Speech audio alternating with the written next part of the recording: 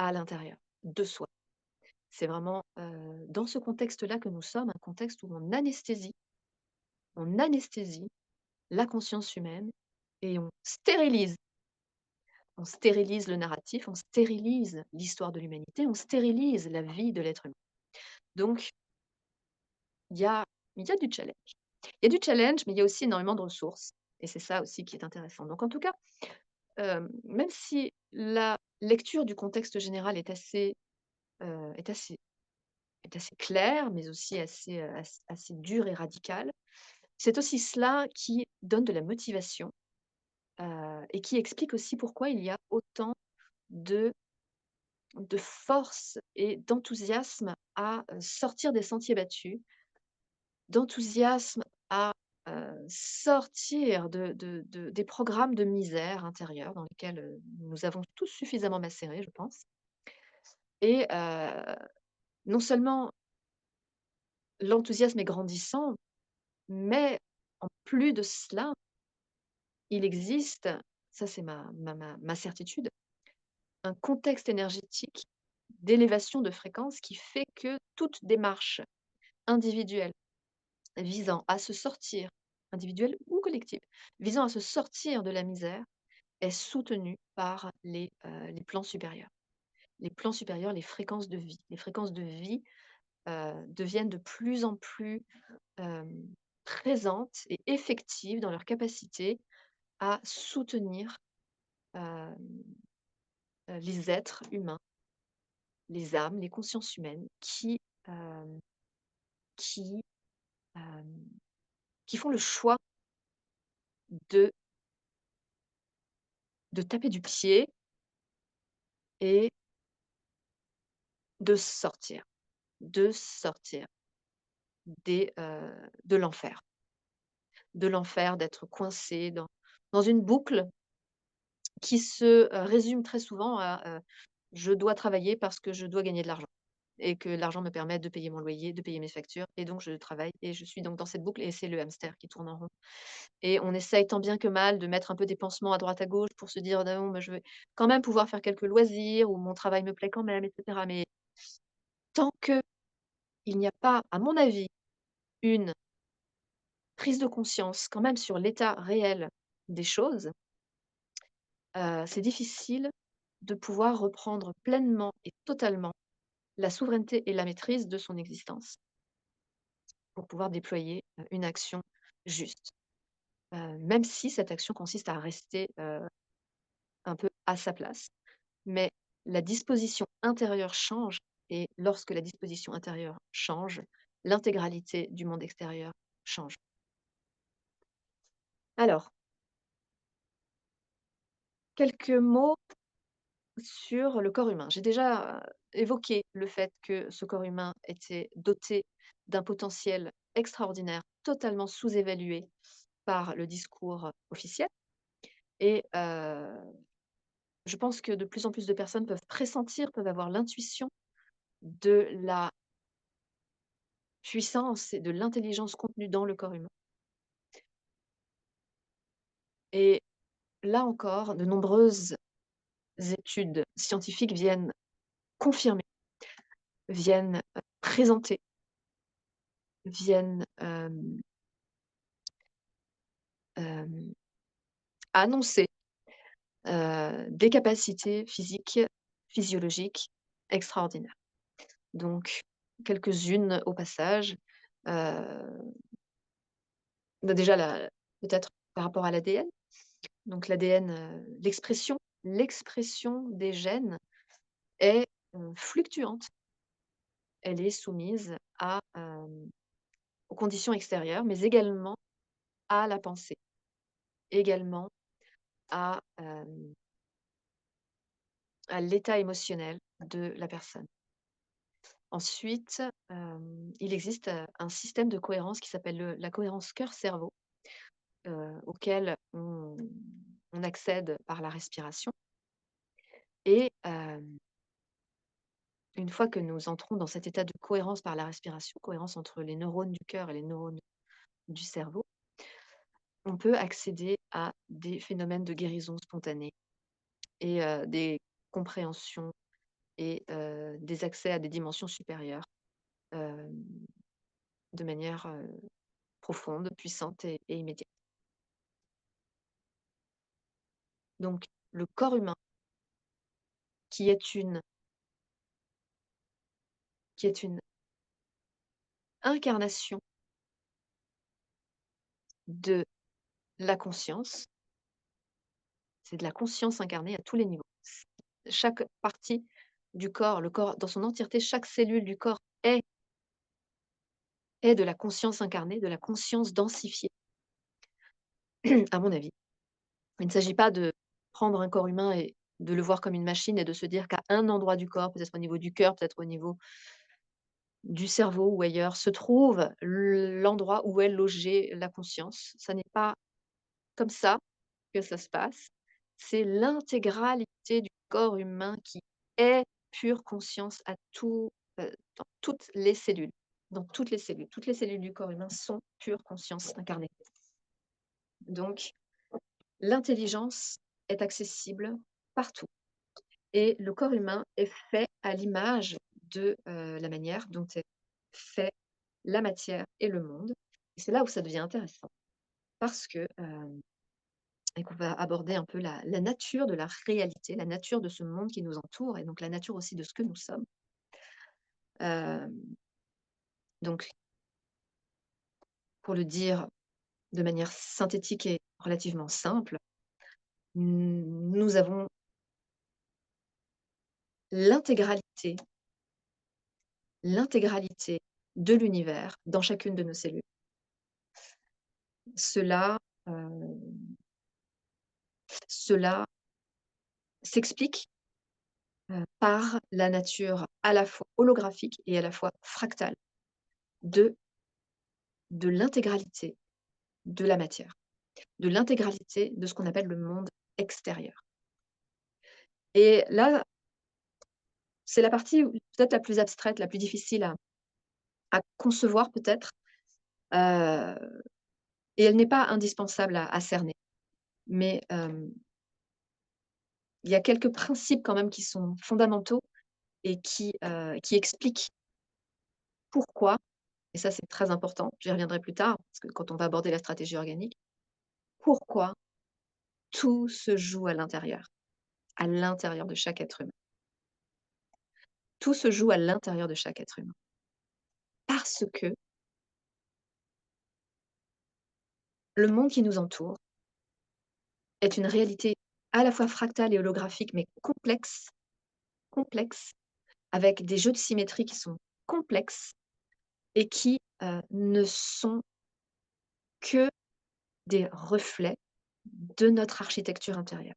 Nous avons, imaginons pour simplifier les choses, nous avons une forme géométrique très complexe à l'intérieur de nous et par des jeux de miroirs très complexes qui sont très indirects, qui sont très imbriqués, cette architecture intérieure qui qui est composée de tellement de choses, c'est vraiment multidimensionnel, mais c'est en gros, c'est nos pensées, nos émotions, notre passé, nos traumas, nos croyances limitantes, nos programmations, mais également nos, bagages qui viennent, de notre âme et donc de nos incarnations passées. Mais comme nos incarnations passées ne sont pas vraiment passées, il s'agit en fait de tissus d'existence et d'expériences collectives vécues sur d'autres lignes de temps, sur d'autres réalités, sur d'autres dimensions. Donc nous avons l'intégralité de toutes ces informations-là contenues dans cette petite structure, dans cette architecture, dans cette géométrie mouvante mouvante qui est en mouvement constant parce que c'est vivant donc ça bouge, elle est sans cesse en train d'évoluer, de s'exprimer, de refléter, de s'adapter également à ce qu'elle perçoit de ce qui est vécu. Et donc, le monde extérieur reflète, reflète, mais pas directement, reflète à travers des jeux extrêmement élaborés et raffinés, l'intégralité de ce que nous avons à l'intérieur. Et il ne sert strictement à rien de vouloir modifier l'extérieur parce que c'est comme si nous passions notre main dans un hologramme et donc on n'arrive pas à toucher. On croit qu'on touche de la matière et on touche effectivement de la matière, on va toucher des situations, on va agir en disant des choses à des gens, et cetera. On va agir sur l'extérieur, mais réellement au niveau énergétique, au niveau de la réalité, c'est comme si nous passions notre main sur un rayon sans pouvoir l'attraper, comme un fantôme qui essaye de saisir la matière. mais il n'est plus sur le même plan. Donc il ne peut pas saisir les choses. Si on veut changer quelque chose à l'extérieur dans notre monde, c'est en revenant à l'intérieur et on ne peut pas non plus complètement maîtriser exactement le détail qu'on veut changer dans notre vie extérieure, étant donné la complexité des jeux de réflexion et de symétrie. Donc il existe, et nous en parlerons, il existe des principes qu'on peut appeler des lois organiques, des lois vivantes, des lois universelles, qui permettent, en se référant à ces lois, en s'alignant sur ces lois, de laisser la géométrie naturelle et organique des choses réagencer le, réagencer l'extérieur en en sécurité, en étant dans la sécurité. Et ça, c'est fondamental d'être dans la sécurité, puisque, je le répète, nous sommes dans un contexte, de grande guerre énergétique, de combat, d'hostilité énergétique et donc il existe, et c'est là aussi des grands principes de la stratégie organique, il existe des structures, des lois, auxquelles sur lesquelles on s'aligne. Ça veut dire on vient les ressentir, on choisit de se soumettre à leur autorité et à leur pouvoir structurant et en se remettant à ces lois universelles, ces lois de la création qui sont des grandes architectures de la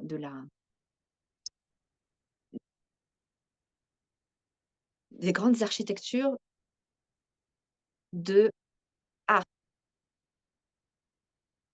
qui sous-tendent en fait le déploiement de la manifestation. Le déploiement de l'expérience d'incarnation est tenu par une architecture également avec des structures et donc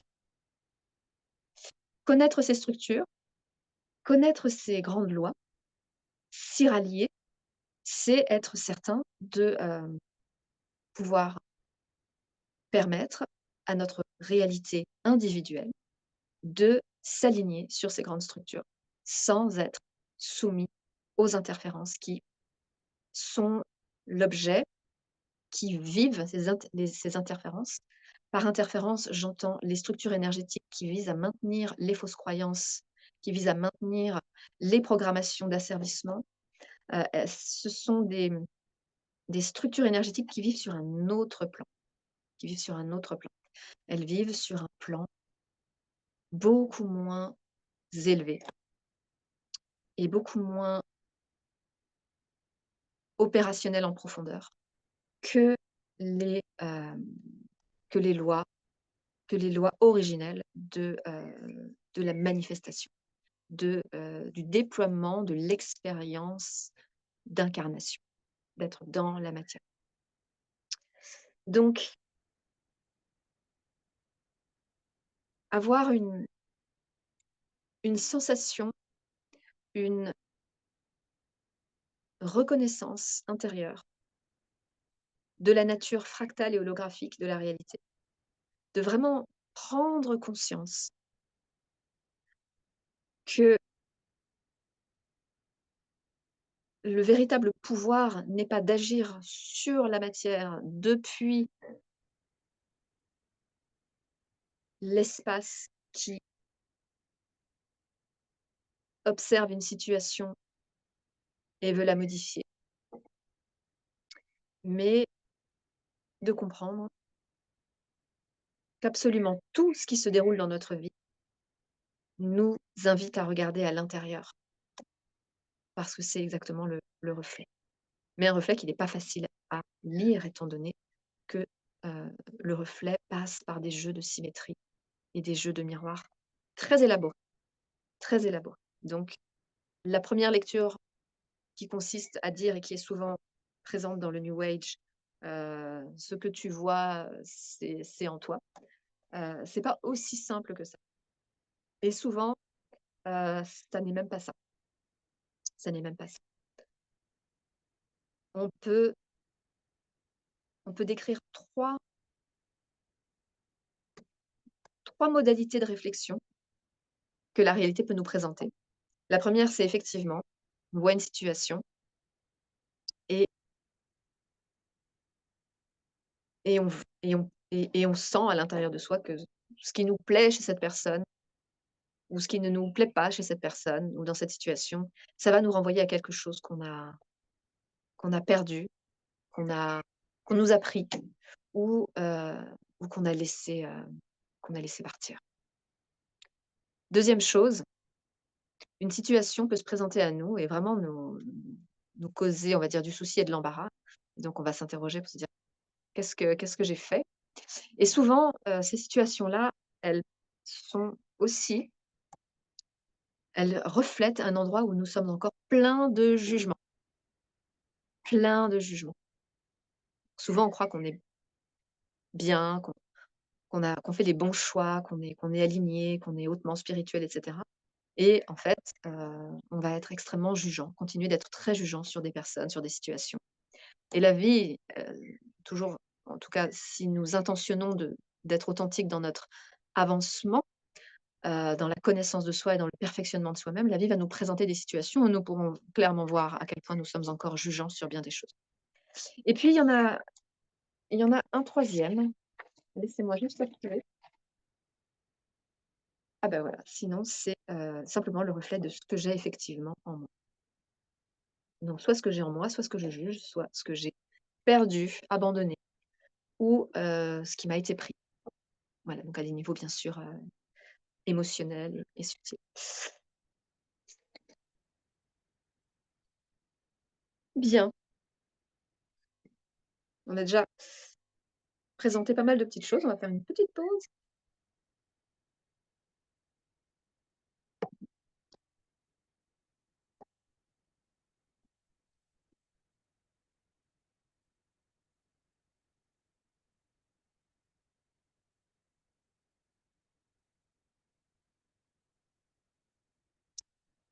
Mmh, OK.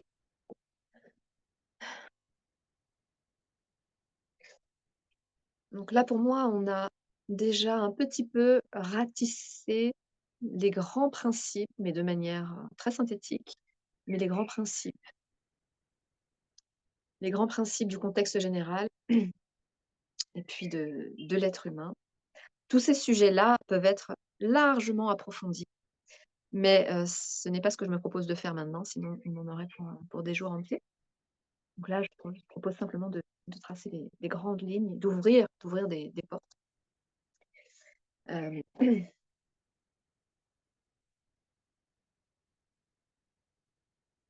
Maintenant qu'on a vu que la nature de la réalité était vraiment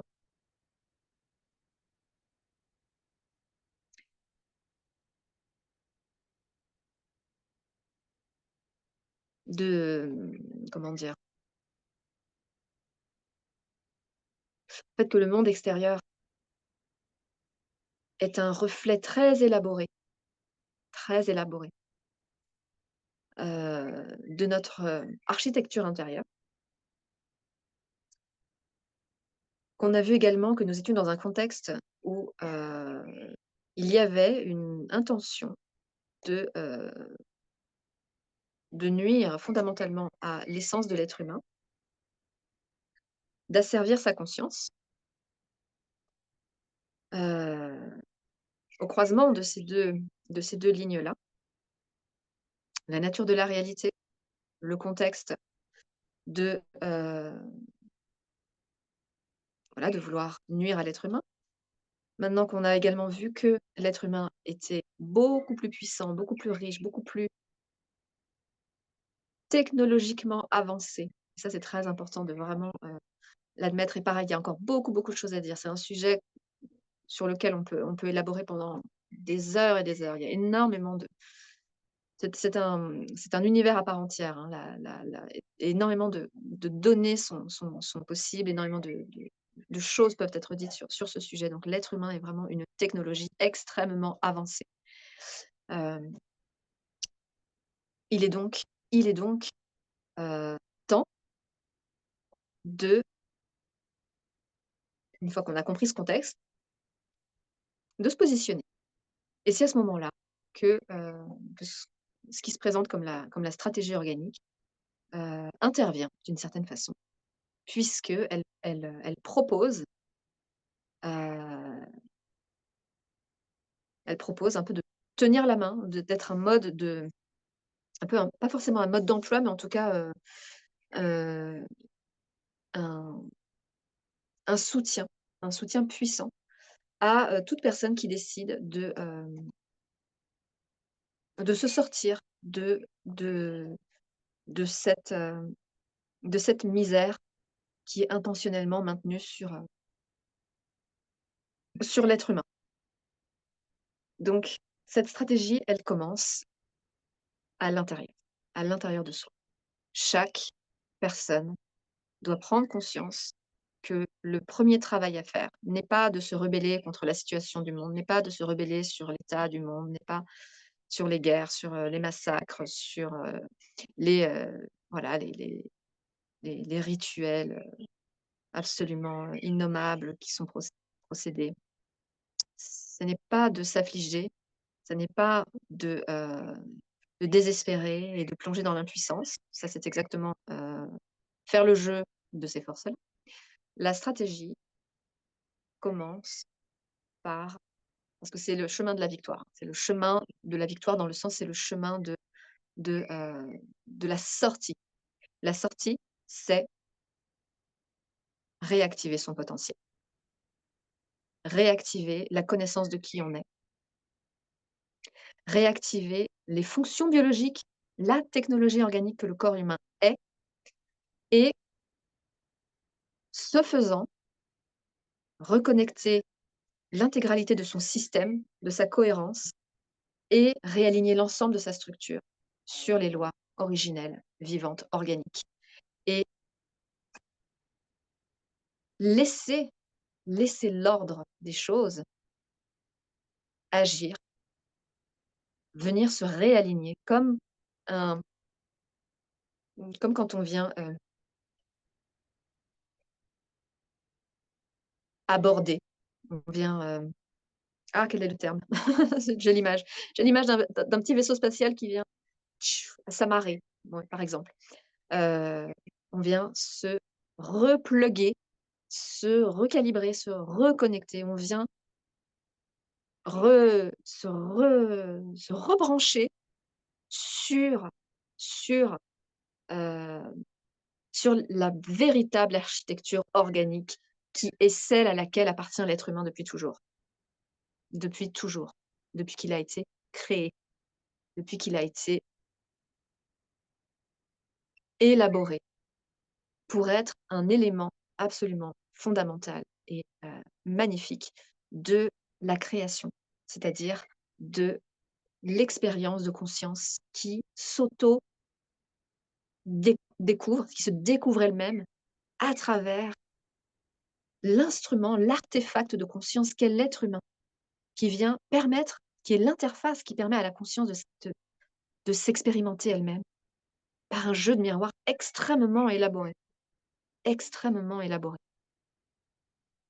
et donc toute toute la connaissance, toute la science, toute la profondeur, toute la puissance et toute la connaissance réellement de ce qu'est, la nature de cette expérience, de ce qui est à la source de la création, tout cela est contenu dans l'être humain.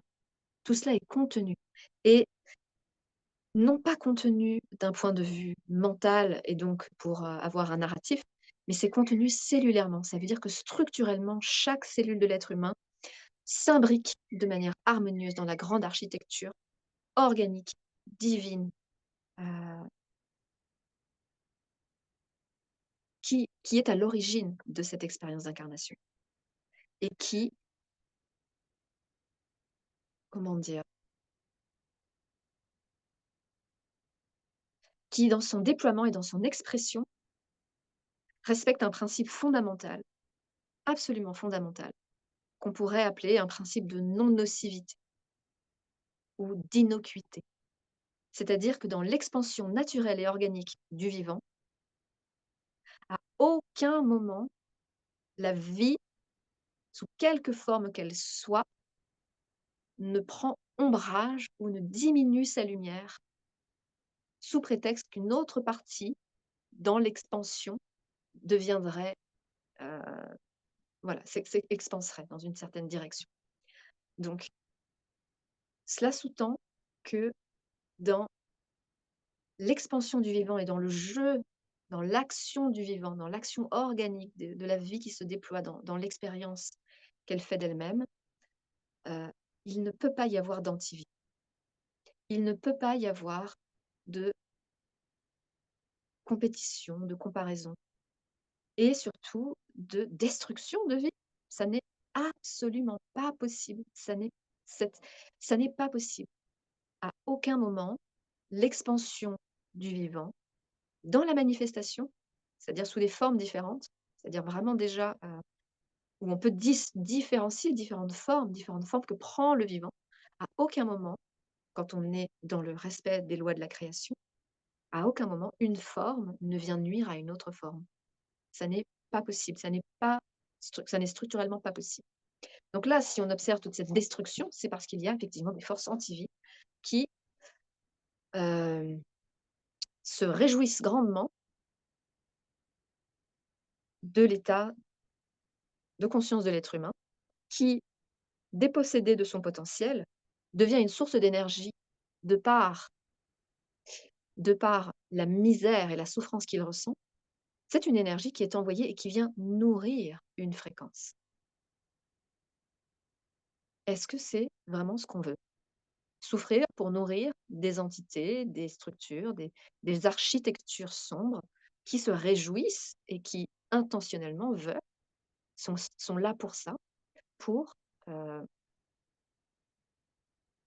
écraser écraser le vivant.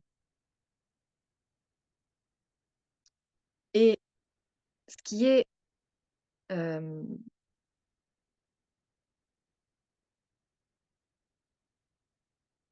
ce qui fait que voilà, c'est une stratégie qui demande, quand même beaucoup de raffinement, c'est que les qualités de l'être humain, les qualités qui sont extrêmement précieuses de l'être humain, comme la compassion, comme son cœur christique, sa capacité d'amour, ces qualités-là sont exploitées de manière assez,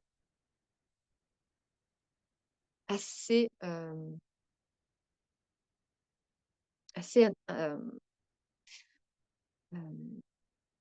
quel est le terme? Machiavélique, mais effective, efficace, heu, si bien que, l'être humain se retrouve un peu piégé en ressentant de la compassion dans la mauvaise direction, en, hem et en se dénigrant en fait, hein, en se dénigrant énormément et et tout cela, toute cette, inversion et toute cette exploitation et cette réduction des grandes qualités de l'être humain sont le fruit, d'un matraquage traumatique qui est maintenu dans un champ. Donc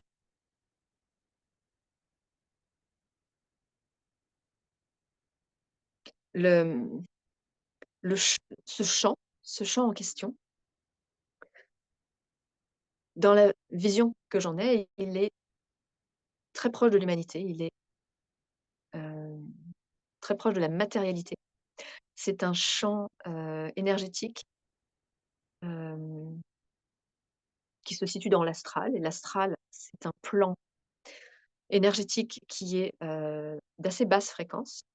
C'est un plan qui est soumis à la dualité, c'est-à-dire qui est soumis au monde des forces. Donc c'est un plan où il y a de l'ombre, tout comme il y a de la lumière et quand il y a de la lumière, heu, c'est, ça n'est pas la lumière que l'on contacte dans les champs unifiés, puisqu'on est dans les champs on est dans un le plan astral est un plan d'incarnation avec une physicalité différente, mais un plan qui est soumis à la dualité, au monde des forces. Ça veut dire que les entités qui vivent dans ce plan-là sont manipulables, sont influençables et peuvent, être tantôt dans servir l'ombre, tout comme elles peuvent servir la lumière. Donc dans ce plan-là, dans ce plan astral, il existe un endroit, d'une certaine façon, un champ collectif morphogénétique, un plan morphogénétique, un plan collectif, un champ collectif fait de, c'est comme un peu un agglomérat des, architectures individuelles de chacun, projetées dans ce plan-là et ce plan-là est donc le reflet énergétique des états intérieurs individuels.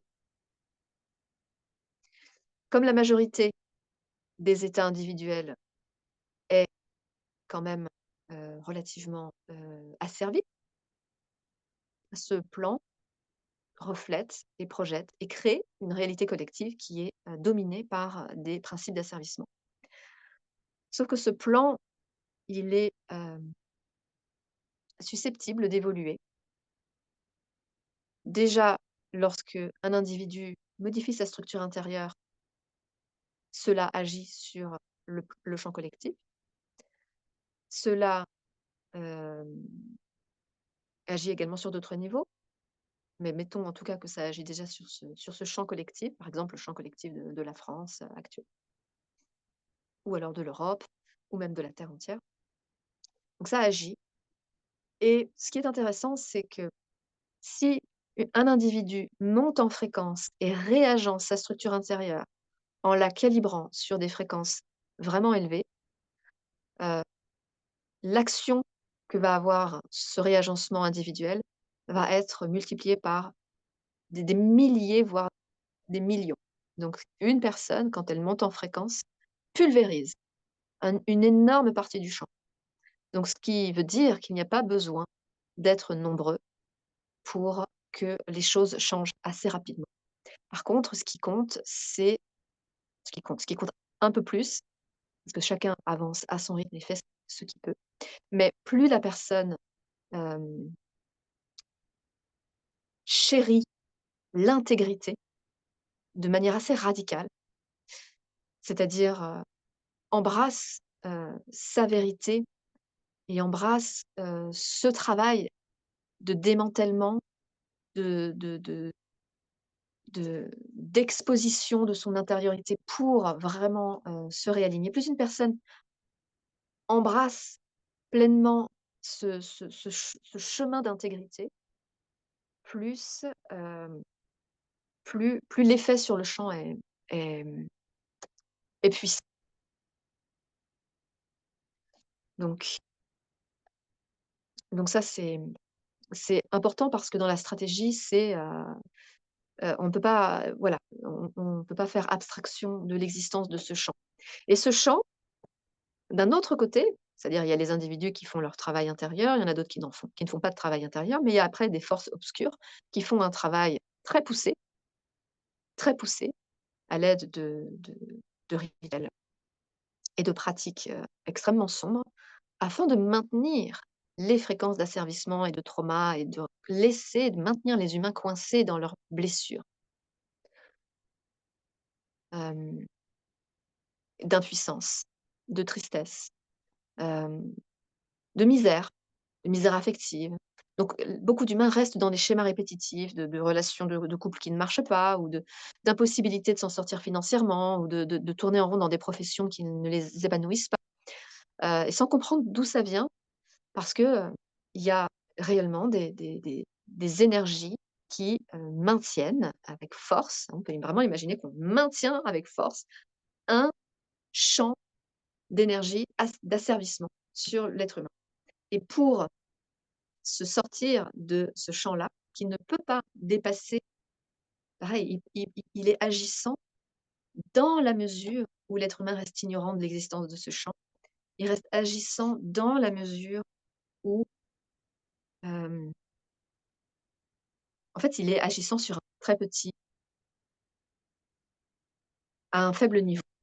Alors il est, comment dire? Il est effectif tant que l'humanité reste endormie, mais on s'en libère beaucoup plus facilement que, on ne pourrait l'imaginer. On s'en libère beaucoup plus facilement. Ça n'est ça n'est pas un chemin de croix, Ça n'est pas un enfer interminable que de travailler sur soi et de se sortir, de ces schémas et de se sortir de l'influence énergétique de ce champ. Ça n'est pas ça n'est pas si compliqué que ça et la stratégie organique, elle vient évidemment, accompagner et apporter, les bonnes ressources, j'ai envie de dire, pour pouvoir vraiment, pulvériser pulvériser les interférences et pulvériser les,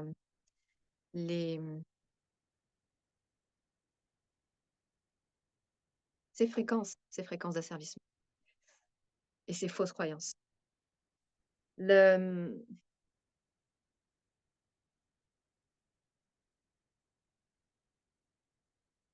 cette stratégie, donc encore une fois, qui consiste à pleinement prendre la responsabilité en recouvrant la conscience que, tous les leviers sont à l'intérieur de nous et pas à l'extérieur. Donc prendre une responsabilité radicale et reprendre vraiment, la conscience que, l'intégralité l'intégralité de sa vie, l'intégralité des manettes de commande, elles sont sous nos mains. Elles sont sous nos mains. Mais il y en a beaucoup et il faut les manipuler avec une certaine, hem, à la fois une certaine vigilance et puis une certaine connaissance de certaines règles. C'est comme s'il y avait un code de conduite qui consiste quand même à avoir une, hem, une structure, une compréhension, quand même un petit peu de de l'environnement dans lequel on évolue, de l'environnement dans lequel se déploie l'existence. En quoi consiste l'expérience d'existence et qu'est-ce qu'est quel vaisseau nous sommes en train de piloter et surtout où est-ce qu'on veut aller et savoir reconnaître le paysage dans lequel on évolue et être capable d'adapter sa conduite en fonction du changement de décor. Parce que ça aussi, c'est, c'est toute une toute une danse. Donc la première chose qui reste, théorique dans cette présentation, mais qui en fait est très très concrète, la stratégie organique est extrêmement concrète, mais une des premières choses, c'est, de prendre la responsabilité, de récupérer sa souveraineté et de, réhabiliter la maîtrise que nous avons de notre existence. Donc ça se fait. Ça se fait notamment, hem, par, tant par des expériences directes que par la réactivation de certaines fonctionnalités du corps humain. Je pense à la respiration, je pense à la méditation, au silence, heu et à d'autres choses un petit peu plus percutantes peut-être? En tout cas, pour chaque personne, la bonne configuration se présente. C'est pas, il n'y a pas de mode d'emploi tout fait. C'est une lecture intuitive qui s'ajuste en permanence à l'architecture qu'est la personne. Donc ça, c'est un jeu de résonance qui permet de faire venir une information et donc de pouvoir ajuster une stratégie qui va permettre de revenir à de la maîtrise, à de la souveraineté. Ça passe par la résolution des traumas et la résolution des traumas, elle passe par, différentes façons, différentes façons. Là aussi, ça dépend des personnes parce que chacun est vraiment unique et à chaque fois, le chemin que va prendre, la stratégie pour amener une personne à se libérer de ses traumas, ce chemin est toujours absolument surprenant, merveilleux et c'est toujours l'occasion et c'est ça qui est fantastique, c'est toujours l'occasion de découvrir l'absolue merveille de ce qu'est un être humain.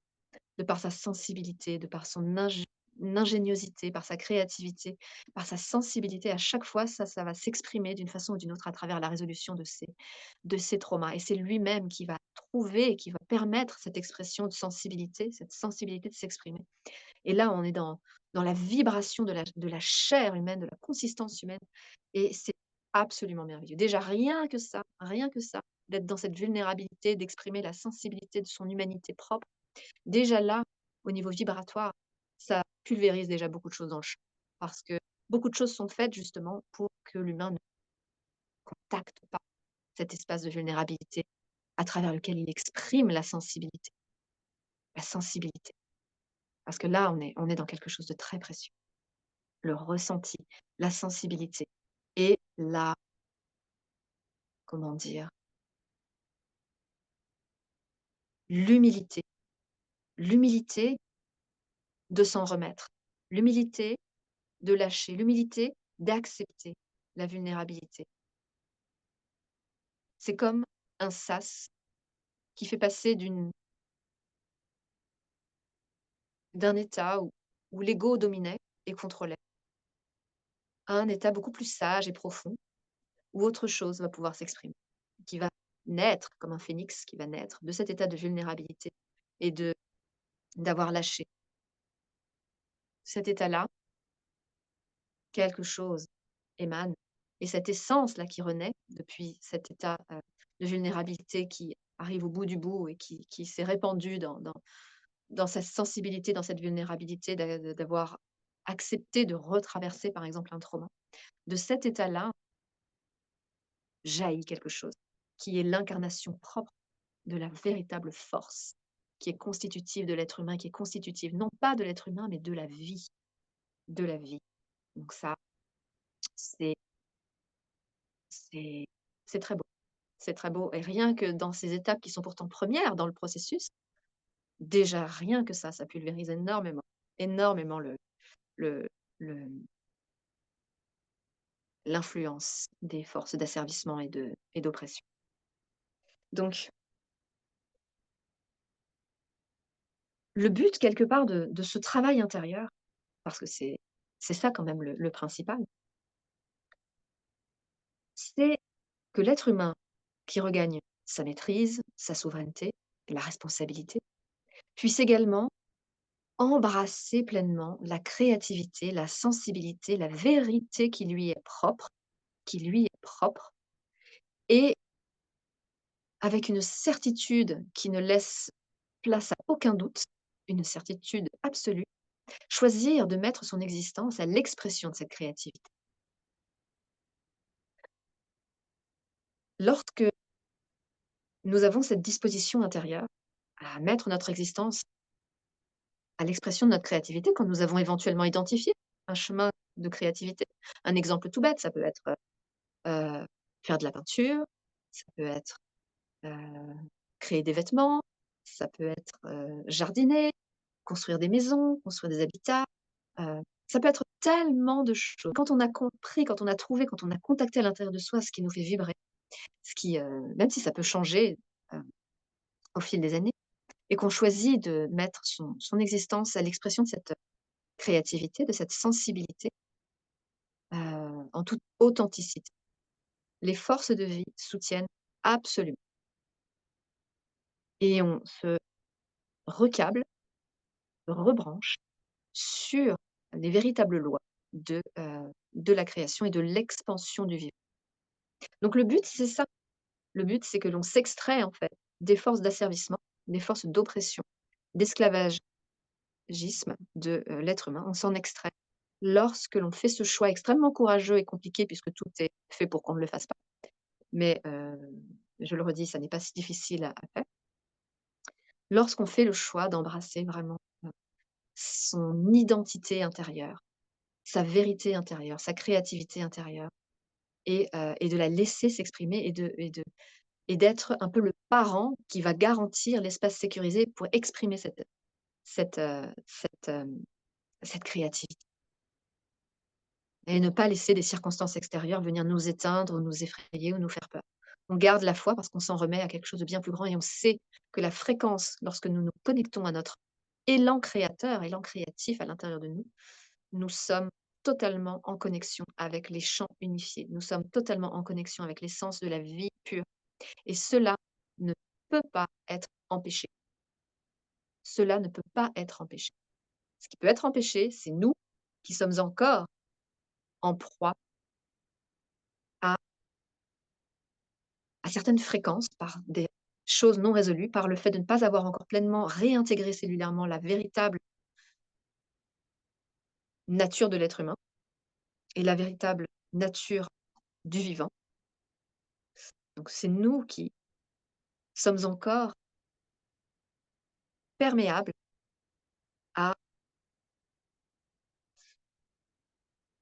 à ce champ à ce champ d'oppression qui, à la moindre inflexion dans notre amour du vivant, parce qu'il s'agit de ça, dans la moindre inflexion dans notre amour du vivant, dans notre ressenti, dans notre vie intérieure de l'amour du vivant, la moindre inflexion est prise d'assaut par des forces qui, parce qu'on descend en fréquence et on se met au niveau de forces qui sont très vigilantes et qui ont véritablement envie de, de nous maintenir dans ce doute, dans cette impuissance et dans cette espèce de misère où on va se juger, se dénigrer, penser que c'est pas que notre idée, d'autres vont l'avoir, que, d'autres le feront mieux que nous, que, c'est pas cette idée-là qui va changer le monde. On peut s'en raconter tellement, tellement des histoires et ce sont des voix qui ne sont même pas véritablement les nôtres. Ce sont les voix de ces fréquences-là, des fréquences d'oppression et d'asservissement qui visent véritablement alors même qu'on pourrait se dire: «Oh, c'est pas si méchant d'avoir ces pensées-là». En fait, derrière l'enjeu qui est tenu par ces forces d'oppression, heu, qui comment dire? Elles essayent de faire croire que, comment dire? Que qu'il y a comme une forme de fausse humilité à se sentir petit, comme s'il y avait de la sagesse à être petit, comme si c'était de l'humilité que de se sentir petit et comme si c'était nécessairement de l'arrogance de vouloir aimer, de vouloir réussir, de vouloir expanser. Le désir d'expansion qui est un élan vital et intrinsèque et inhérent et consubstantiel au vivant, nous sommes conditionnés à le retenir et à le juger comme étant, heu, une expression illégitime. Ça, ça fait partie de la stratégie d'oppression. Ça fait partie de la stratégie d'oppression et ça coûte toute la peine du monde pour un être humain normalement constitué, qui a ces qualités de compassion et qui a eu une bonne dose de trauma, se sentir légitime et se sentir avoir de la valeur et se sentir autorisé à déployer une action qui viendrait d'un espace extrêmement intime, alors que ça a été massacré à l'intérieur, c'est c'est un travail, effectivement assez impressionnant quand on le regarde, heu, d'en bas, c'est-à-dire, depuis l'espace encore plein de doutes. Donc ce champ d'oppression, hem, fait passer pour presque normal et voire fait passer pour normal d'avoir des doutes et de se remettre en question et de se juger comme étant illégitime. On a vraiment le conditionnement d'estimer que c'est ça l'humilité et la modestie, que c'est de la modestie et donc on se cache ou alors on se rassure, avec ces pensées-là et on ne se rend pas compte, c'est ça qui est important, on ne se rend pas compte que ce dont on bloque l'expression en se contenant dans un état moyen ou dans un état conforme, dans un état qui reste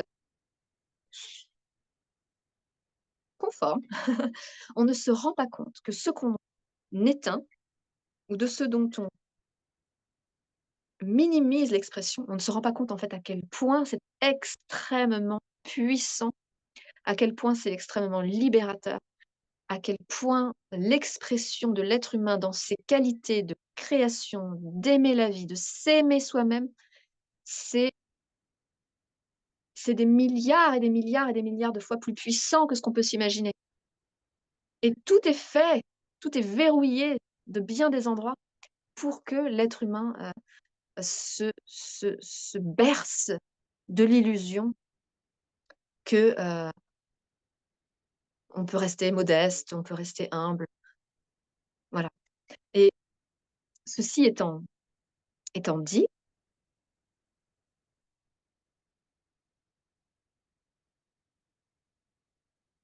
l'humilité, la vraie humilité, l'humilité qui est réhabilitée dans une structure qui s'est recablée aux structures du vivant, l'humilité est absolument fondamentale et elle est consubstantielle, là aussi j'aime beaucoup ce terme de consubstantiel parce que c'est vraiment ça, dans l'unité.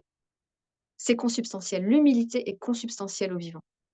Consubstantielle au vivant. Donc on ne peut être que dans l'humilité, mais la véritable humilité, quand quand on quand on fait le choix d'être dans la vérité, quand on fait le choix d'être dans l'authenticité, quand on fait le choix de se redéposer. On fait le choix de lâcher les résistances et de se redéposer dans la condition humaine originelle, dans la structure de l'être humain.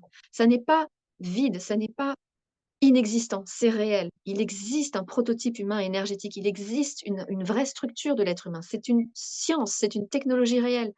Et quand on revient se déposer dans cette technologie-là, dans ce prototype, dans cette empreinte énergétique puissante émanant des champs unifiés, ça vient de très haut l'être humain. Quand on se dépose là-dedans, alors naturellement, tout ce qui est, propre à l'être humain, la compassion, l'humilité, le courage, la force, l'élan et surtout la créativité et l'expansion. Comment la vie nourrit toujours davantage de vie et comment les formes de vie sont toujours nouvelles et impressionnantes et viennent toujours de manière fractale. Fractale, qu'est-ce que ça veut dire? Ça veut dire qu'on zoome, on regarde et à chaque fois qu'on se rapproche, on se rend compte que l'univers continue à se déployer et se déployer et il y a une forme d'infini. Il y a une forme d'infini. La vie, c'est ça. C'est ça, ça veut dire qu'on peut s'autoriser à être dans la création et dans la créativité, on va pas arriver à la fin de l'histoire. On ne va pas arriver à la fin de l'histoire. Donc soyons dans cet élan créateur parce qu'il est infini. Il se renouvelle sans cesse et il est très puissant et il est l'expression du vivant et nous sommes venus pour faire cette expérience-là, de renouer avec l'expression du vivant. Donc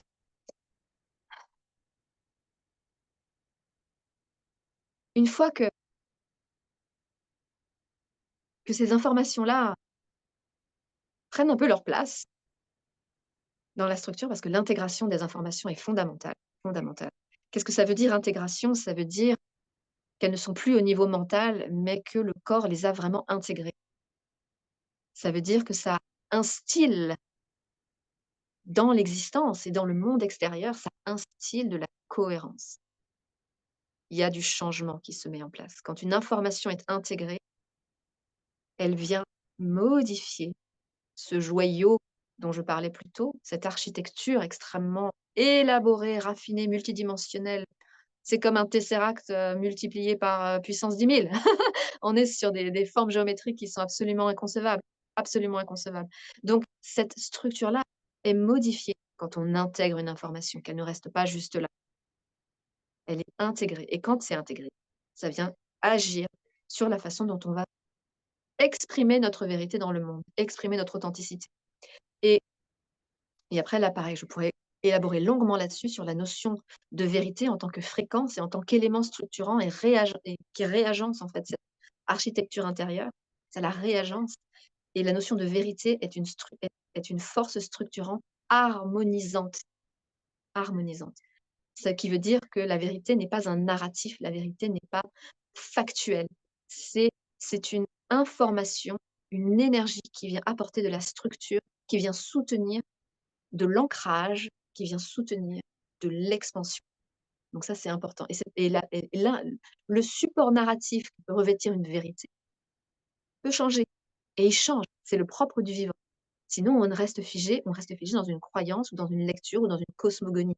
Là aussi, la cosmogonie individuelle d'une personne, c'est une géométrie à forme mouvante, dynamique, fractale. Donc elle est censée bouger et c'est tout à fait normal et donc on réinvente son monde, à différents moments dans son existence et c'est tout à fait normal et l'intégralité de notre structure se réajuste et notre environnement change aussi et tout ça peut se faire de manière harmonieuse sans que nous soyons coincés dans des boucles fantômes où on répète des schémas d'asservissement en boucle sans qu'il y ait expansion, sans qu'il y ait progression, sans qu'il y ait plus de compréhension, plus de sagesse qui émane.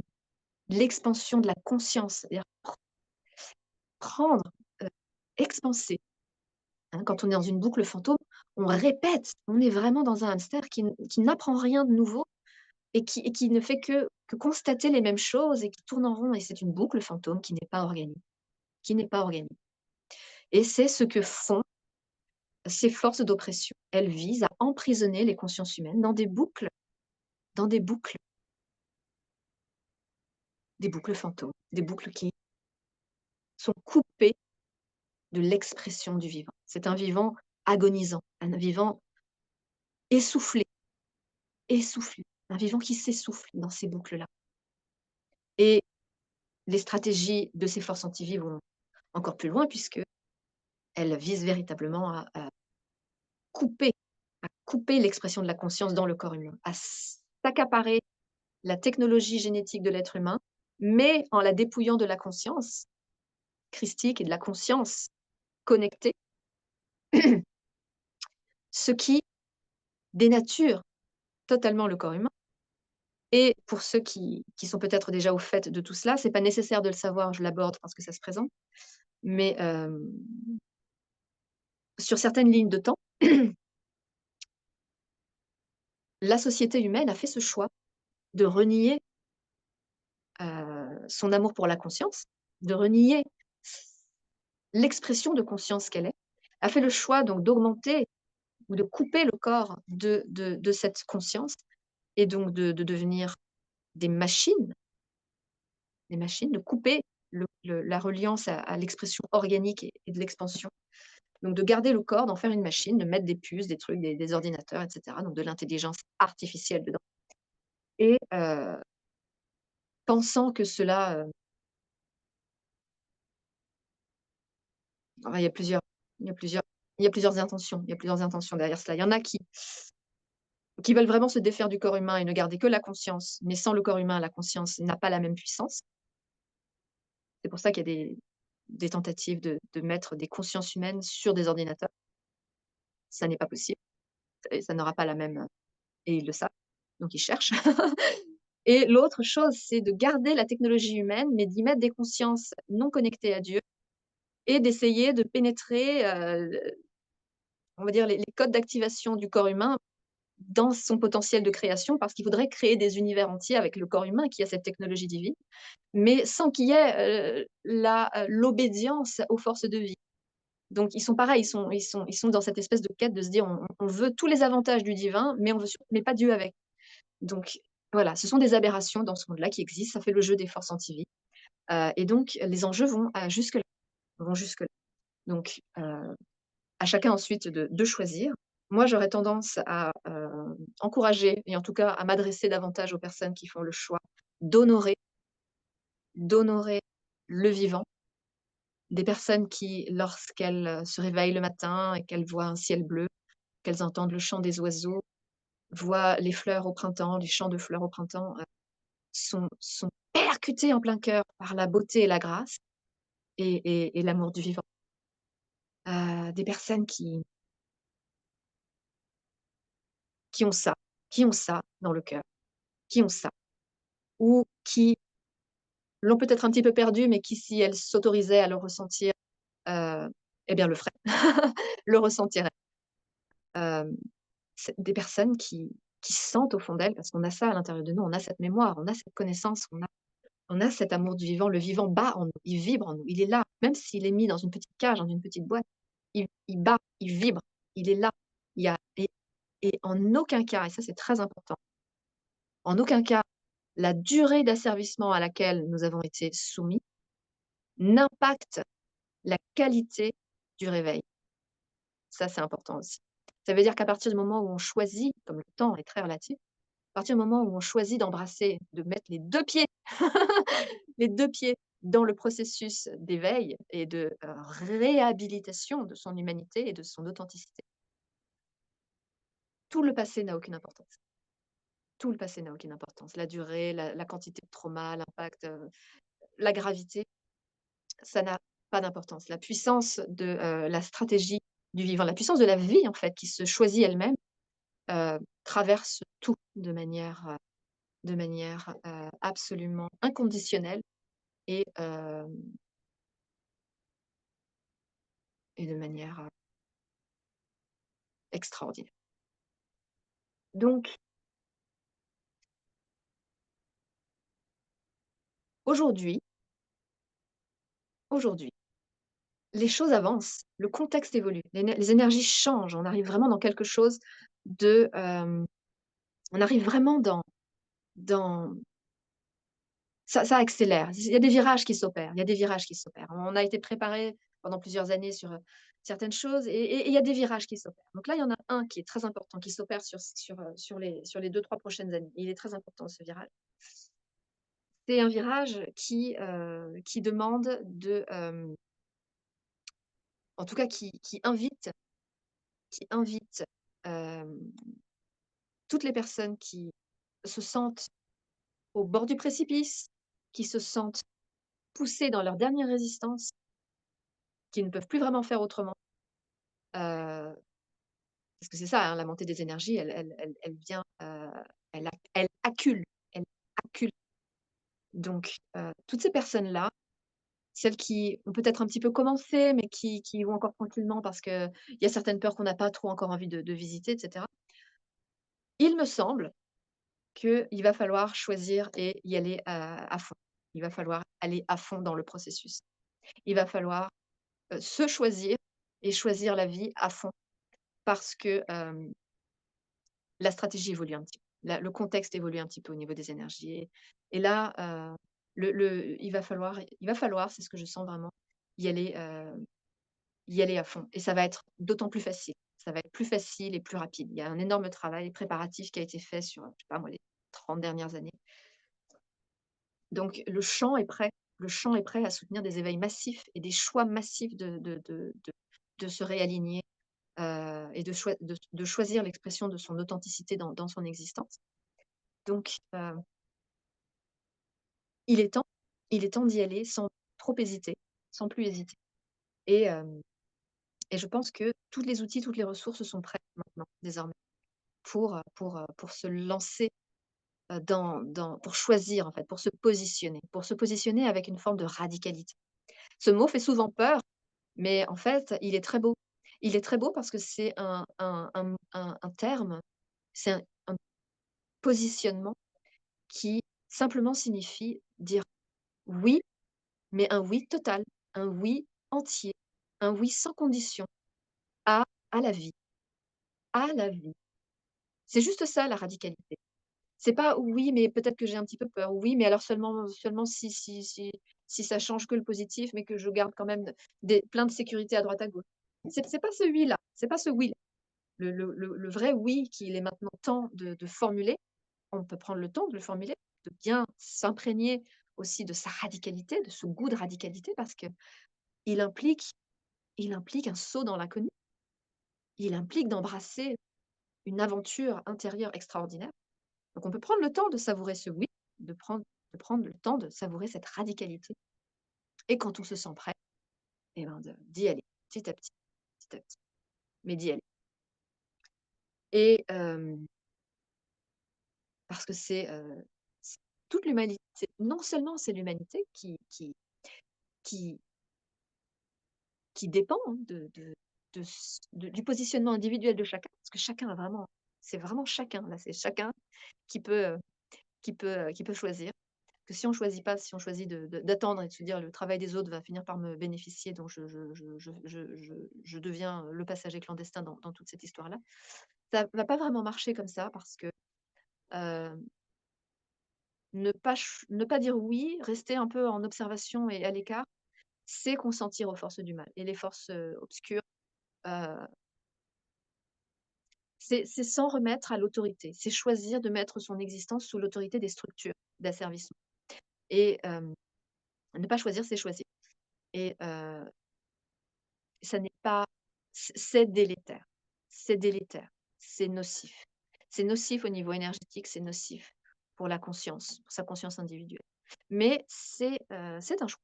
C'est un choix donc et heu et ce que je tiens à dire aussi, c'est que, c'est tout à fait bienvenu d'avoir une forme de timidité, de vouloir dire un oui radical, mais d'être tenu dans une forme de timidité, c'est tout à fait normal et c'est tout à fait OK. C'est tout à fait OK. C'est tout à fait OK de, vouloir assurer que le sol ne va pas totalement se dérober sous, le premier pas qu'on fait dans l'inconnu. Donc on peut y aller progressivement et plus on avance, plus on voit que le sol ne se dérobe pas, plus on voit que le paysage devient sacrément surprenant et plus on voit qu'on a des ressources, des compétences, qu'on ne se dissout pas, qu'on ne disparaît pas, qu'on ne souffre pas, qu'on ne meurt pas, alors même qu'on se restructure sacrément, plus on y va, tout simplement. Donc voilà. Hem,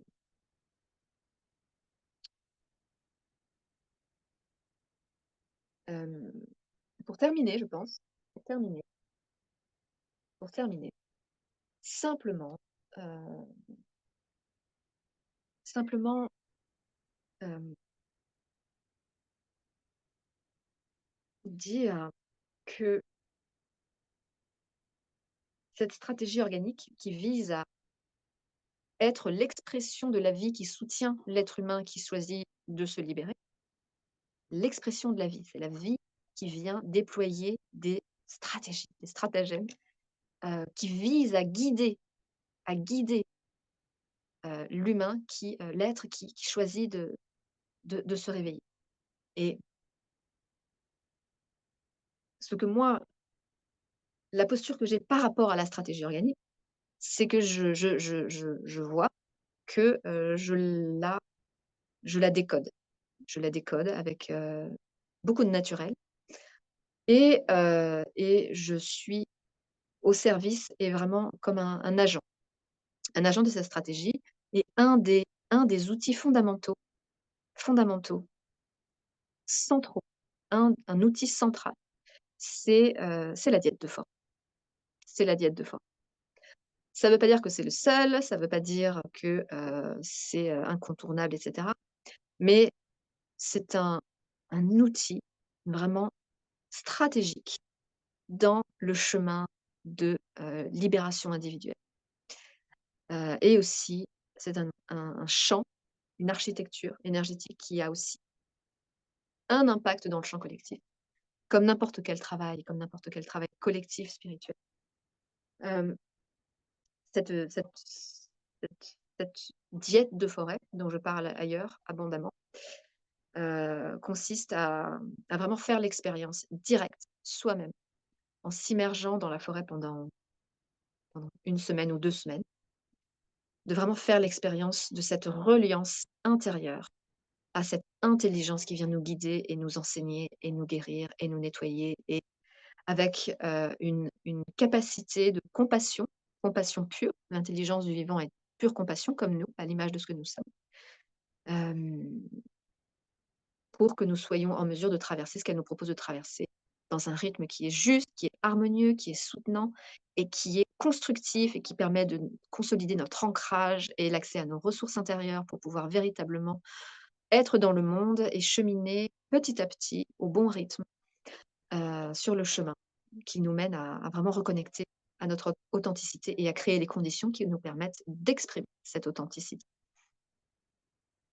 Donc, en plus de la diète de forêt, il y a, la possibilité, que je propose et que je vais mettre en place de décoder de manière individuelle et en temps les les, hem, les différents aspects. C'est quelque chose de très, très, très riche et c'est, hem, de ce que je vois, c'est, ça demande une connexion au champ unifié d'une certaine façon et non pas une lecture 3D de la situation. Il y a vraiment une, une une résonance non mentale qui, qui permet d'accéder en fait à des informations et à des énergies, au service de la stratégie organique. Hem, je regarde si j'ai deux trois petites choses encore à dire. Oui, un petit truc encore. Le corps humain est une technologie, avancée, extrêmement avancée, une technologie divine qui est faite pour tenir les fréquences du champ unifié. Qu'est-ce que ça veut dire? Ça veut dire qu'un être humain est originellement et naturellement capable, il est fait pour être l'incarnation du divin sur terre, l'incarnation des énergies et des informations du divin et de l'expansion du vivant pur sur terre. La structure du corps humain énergétique est faite pour tenir les fréquences extrêmement élevées, extrêmement élevées. Son ADN contient des potentiels, des potentiels qui sont extrêmement élevés et aujourd'hui sur terre, il y en a pas beaucoup. Il y en a, mais pas beaucoup et c'est pas la majorité dans nos sociétés. L'être humain, est,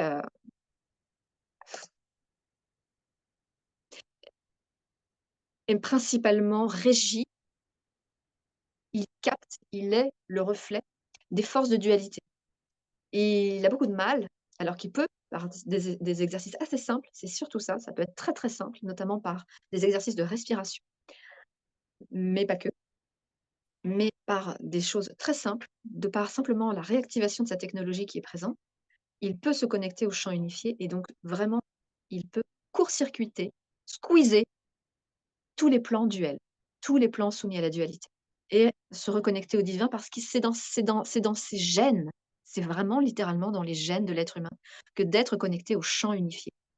Le champ unifié qui est donc des fréquences d'information et d'énergie au-dessus, supérieures, des plans qui sont, soumis aux fréquences qui permettent la dualité, donc aux interférences et aux forces anti de venir.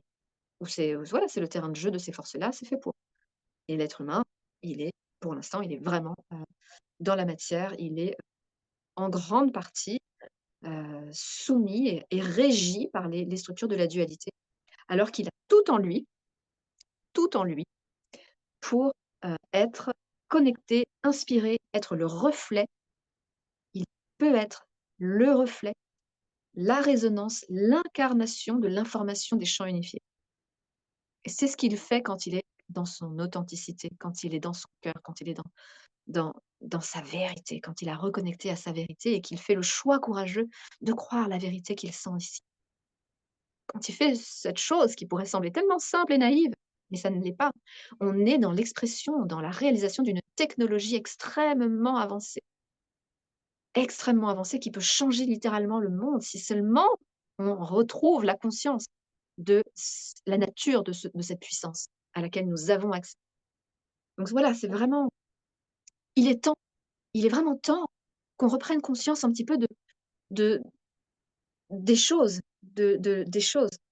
qu'on re qu'on remette, comment dire?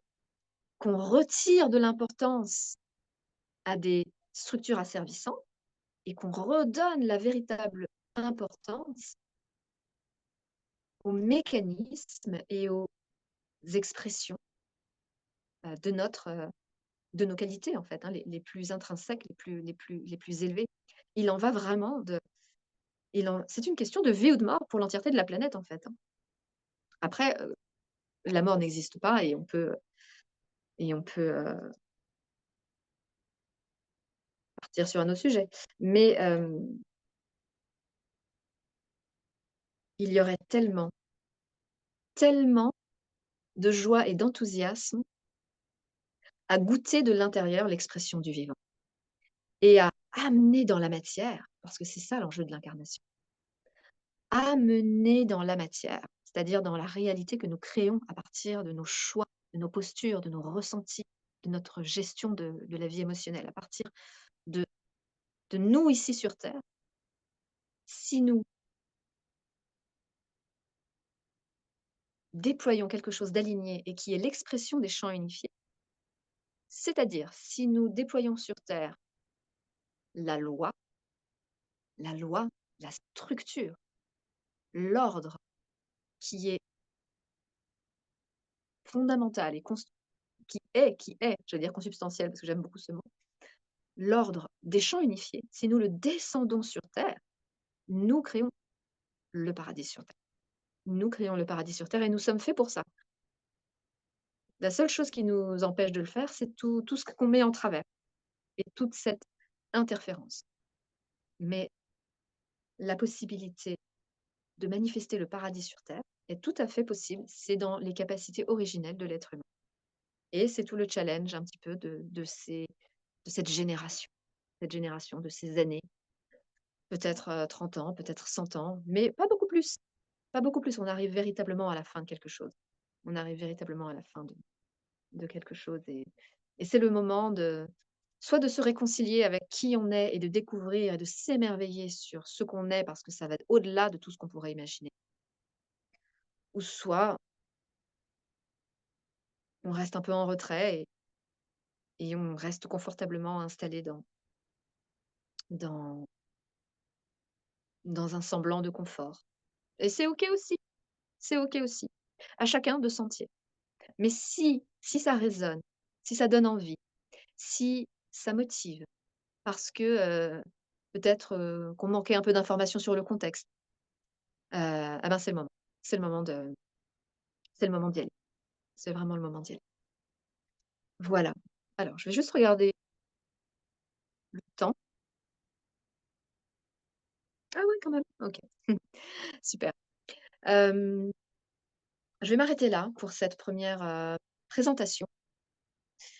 Hem, je voudrais remercier chaleureusement le temps que vous prenez pour, écouter et en espérant que ça résonne en partie ou intégralement, pourquoi pas. Hem et de laisser tout ça s'intégrer et puis d'écouter à l'intérieur ce qui se passe. D'écouter à l'intérieur ce qui se passe parce que notre intérieur est ouvert sur l'infini. Donc c'est à l'intérieur de nous que nous pouvons accéder à des guidances qui sont véritables, qui ne sont pas notre mental qui nous parle à nous. C'est autre chose, c'est une réalité. Donc notre intérieur n'est pas un espace clos et petit, c'est infini, c'est aussi vaste que l'univers. L'univers est à l'intérieur de nous. L'intégralité de notre vie est à l'intérieur de nous. Donc à l'intérieur de nous, nous avons accès à énormément d'informations, énormément d'informations. Voilà, je vais arrêter là et si, et à l'occasion peut-être, nous, nous en reparlerons. Je vous remercie.